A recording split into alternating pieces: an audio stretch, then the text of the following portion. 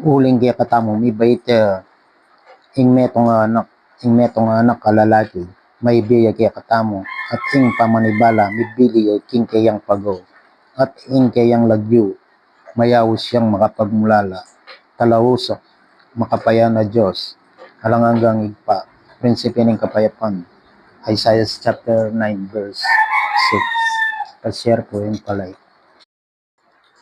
Oy ni ing Diyos, ya ing kapong kaligtasan, manalig ko, at eko tumapo, uling i Jehova pin, sikanan ke, at dalit, at meging kaligtasan ko.